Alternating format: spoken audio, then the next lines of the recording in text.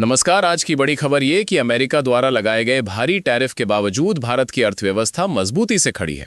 जहां कई विशेषज्ञों ने आशंका जताई थी कि अमेरिकी शुल्क हमारे निर्यात को झटका देंगे, वहीं आरबीआई गवर्नर संजय मल्होत्रा ने साफ कहा है भारतीय अर्थव्यवस्था पर इसका असर बेहद मामूली है। क्या है इस बयान के पीछे की हकीकत और क्यों भारतीय बाजार बाहरी दबावों को झेलने में सक्षम है? पूरी रिपोर्ट आपके सामने।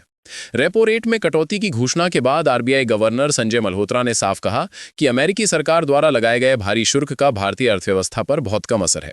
उनका कहना है कि घरेलू मांग की मजबूती, लगातार बढ़ती आर्थिक गतिविधियां और उपभोक्ता खर्च, इन सब के चलते बाहरी झटके अपने आप कमजोर पड़ जाते हैं। मौद्रिक नीति समिति ने सर्वसम्मति से रेपो दर में 25 आधार अंक की कटौती करते हुए इसे 5.25% पर ला दिया है। फरवरी 2025 से अब तक यह चौथी कटौती है। रेपो रेट घटने का सीधा मतलब है बैंकों के लिए कर्ज सस्ता, लोगों के लिए ईएमआई में राहत और बाजार में नकदी का प्रवाह बढ़ना। घोषणा के दौरान एक और अहम बात सामने आई, महंगाई 2.2% पर और आर्थिक विकास दर 8% के आसपास अनुमानित।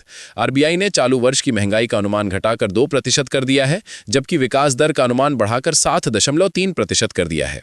यानी वैश्विक चुनौतियों के बावजूद भारत की इकॉनमी न सिर्फ स्थिर है बल्कि तेजी से आगे बढ़ने की स्थिति में है।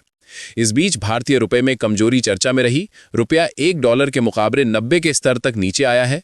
इस वर्ष अब तक लगभग 5% की गिरावट दर्ज की गई है। इसके बावजूद आरबीआई ने रेपो रेट कम करने का फैसला लिया, जो साफ संकेत देता है कि केंद्रीय बैंक दीर्घकालिक विकास को प्राथमिकता दे रहा है।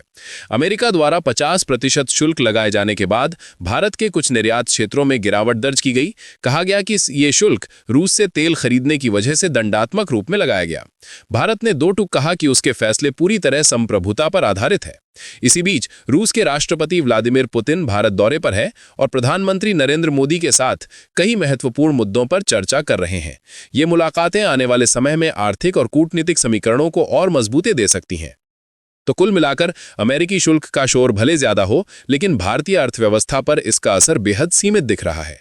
मजबूत घरेलू मांग, बेहतर विकास दर और स्थिर नीतियां भारत को वैश्विक चुनौतियों के बीच भी मजबूती देती हैं। आगे आर्थिक मोर्चे पर क्या बदलाव आते हैं, उस पर नजर बनाए रखेंगे। फिलहाल के लिए इतना ही। मैं फिर हाजिर हूंगा अगली बड़ी अपडेट के साथ। धन्यवाद।